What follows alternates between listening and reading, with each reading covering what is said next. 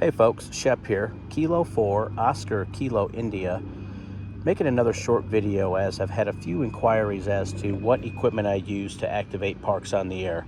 First piece of equipment you're probably noticing besides the bags is the Radio Sport headset. I only use this headset if I am going to a park that I can actually drive into. If I fly, I do not take this piece of equipment with me.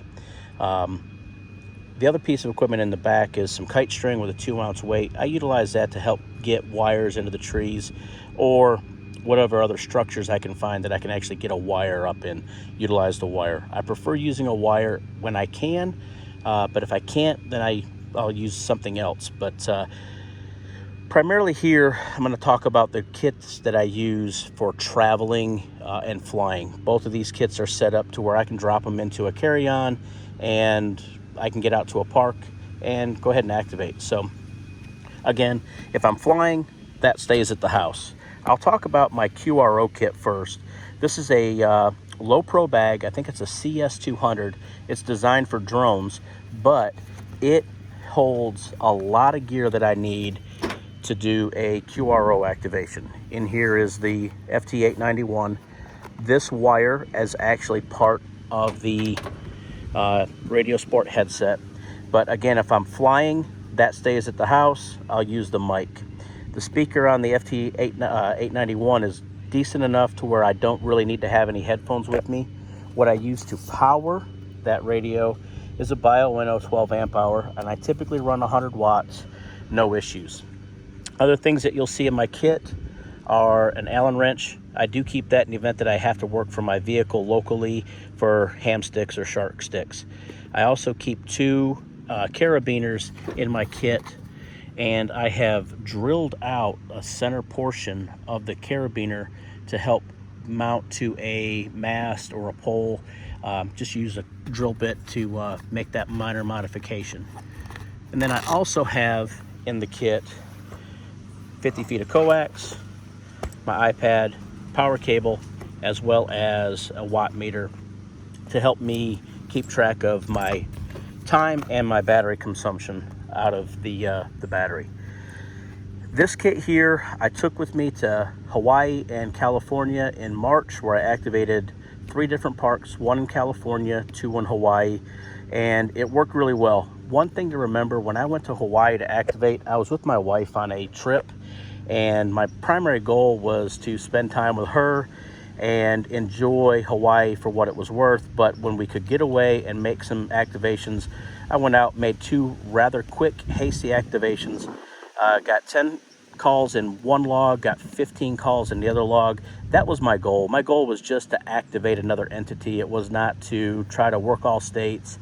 It was not to see how many people I could put in the log. It was basically get out, get an activation under my belt, and activate another state. One of my personal long-term goals is to activate at least 1 park in every state. So this is the kit that I flew with, Elecraft bag. I bought it on sale because it was a, quote, reject, because this is not level. So I got it relatively cheap. Inside the kit, this is the wire that would connect to the KX3 and the Radio Sport headset for a local activation, but for flying, that did not go with me to Hawaii. This is what I took with me to Hawaii, what you see right here. 2 different runs of RG316. One's a 10-foot and one is a 3-foot cable. Also along the lines to connect those, I have a choke in here, RF choke. Small pad of paper for paper logging. Elecraft AX1 antenna with the whip, and then the 40-meter extension with a tripod, power cable, and a pen. Bioenno is what I used to power my activations. This is a 4.5 amp hour. I actually took a 3 amp hour battery with me, but when I met up with Eric Olson, I left that with him as a gift just because I know he's in Hawaii. It's really hard to get Bioennos in. So I hooked my man up and said, hey, use it, utilize it. I know you can you have a function for it. So, you know, here you go. The other things that I keep in the kit are the ground radios. This is the 33-foot ground wire to run with the 40-meter extension of the Elecraft antenna. My mic, a Packtenna 9-to-1 random wire. I really love this antenna. It is my go-to whenever I can get it up in the air. That's what I want to use. I also keep a jaw clamp mount to run with the Elecraft compromise antenna, and the speaker in the KX3 is not the best, so I try to keep a pair of earbuds in there with me, along with a couple other connectors, some 90-degree BNC connectors in the event that I need them. This is the AX1 tripod mount that would connect to the tripod and the radio antenna itself. I also have the bipod. I'm not a big fan of the bipod mount. It just wobbles. It's really not the easiest to get set up. I don't like it nearly as much as the tripod, but I have it. I also have a BNC connector in the event that I just want to run a simple wire antenna. I can do that. Got the KX3 itself, and under the KX3 is the 20-meter wire for running the AX1. That is my kit. That's my go-to kit. I do have two other antennas that I like to use primarily with my FT891, and that's going to be a 65-foot trail-friendly end-fed half-wave. That's Homebrew. I also have a second Homebrew antenna that is another 9-to-1 similar to this. Both those antennas are on loan to a friend of mine. He wanted to get out and play around with parks on the air, so I hooked him up with those two antennas.